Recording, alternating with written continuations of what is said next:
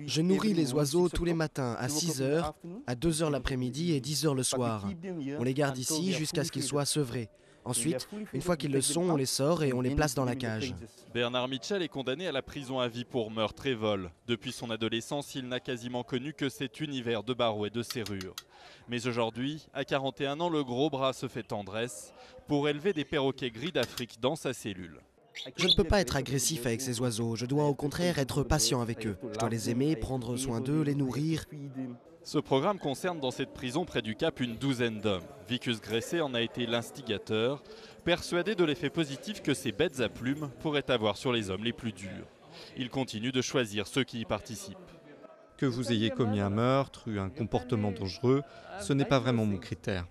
Mes critères sont plutôt qu'après une période en prison, vous ayez prouvé que vous pouvez bien vous comporter et que vous souhaitez améliorer votre vie.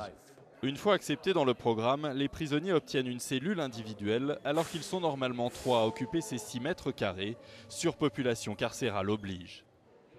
Dans ces couloirs plus colorés qu'à l'ordinaire, les relations avec les gardiens sont plus détendues et l'attitude des prisonniers n'est plus la même. Je ne pense plus à ma peine. Combien de temps je vais faire? Parce que ces oiseaux sont là, ils m'occupent. Je suis tombé amoureux de ces oiseaux. Après leur départ, je me souviendrai toujours d'eux. Les oiseaux ne restent pas avec les prisonniers. Une fois adultes, ils sont vendus dans les villes et villages alentours. Bernard Mitchell se souvient d'ailleurs que la première séparation n'a pas été facile, mais assure que le programme a eu un effet positif et que ses proches s'en sont rendus compte. Ils ont pu voir que j'ai changé. J'ai arrêté de fumer, de prendre des drogues. Je leur ai dit que je ne fais plus partie d'un gang.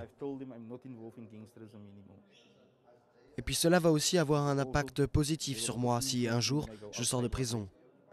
Un jour, dans 6 ans peut-être, date à laquelle il pourra bénéficier d'une libération conditionnelle, avec pour ses gardiens l'espoir qu'il traitera aussi bien les hommes qu'il prend soin de ses oiseaux.